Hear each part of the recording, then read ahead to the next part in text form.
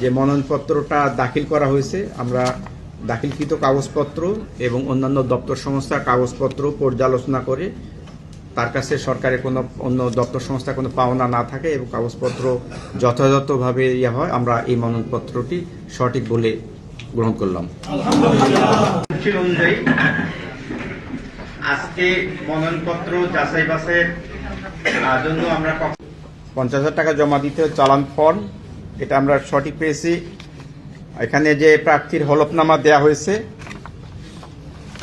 সবগুলাই আমরা সঠিকভাবে পেয়েছি। ওনার আয়করের অবিকল নকল 10B সবগুলাই সঠিক আছে। উনি প্রস্তাবকারী সমর্থনকারীর যে কাগজপত্র প্রমাণপত্র সেগুলো সব দিয়েছেন। অঙ্গীকার নামও সঠিক আছে। জনাব সালাউদ্দিন আহমেদের বিষয়ে আমাদের আয়কর অফিসের কোনো ইয়াসকিন কিংবা অন্য কোনো দপ্তর সংস্থার আয়কর অফিসে কোনো পাওনা নাই, কোনো পাওনা নাই। অন্য কোনো দপ্তর সংস্থা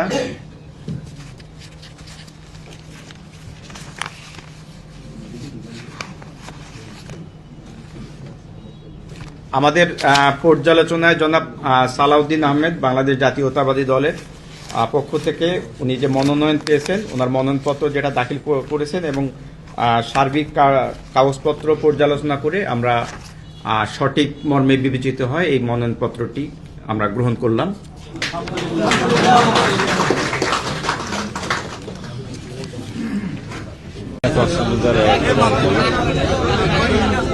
কক্সবাজার 1-এ আমি একজন প্রার্থী।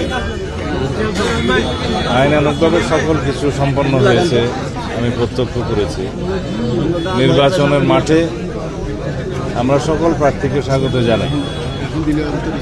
বাংলাদেশের সকল রাজনৈতিক গণতান্ত্রিক রাজনৈতিক শক্তিসমূহ, রাজনৈতিক দল এবং ব্যক্তি যারা স্বতন্ত্র প্রার্থী সবাইকে নির্বাচনী মাঠে আমরা স্বাগত জানাই।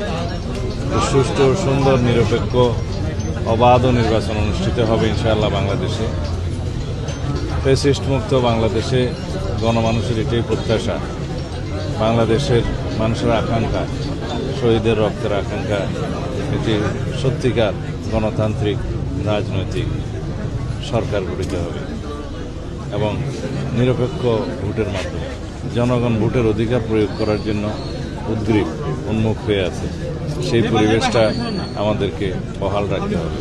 নির্বাচনী মাঠে সবার জন্য সমান লেভেল প্লেইং ফিল্ড নিশ্চিত করতে হবে। নির্বাচন কমিশন এবং সরকার সবাইকে মিলে, রাজনৈতিক দলসমূহ এবং জনগণ সবাইকে মিলে এখানে আইনশৃঙ্খলা রক্ষাকারী বাহিনী এবং ভোটের অন্যান্য সহায়ক বাহিনী সবাই সহায়তা করবে এবং সর্বোচ্চ অগ্রাধিকার দিয়েছে এই নির্বাচনী মাঠে যাতে শৃঙ্খলা রক্ষা করা যায়, আইনশৃঙ্খলা রক্ষা করা যায়।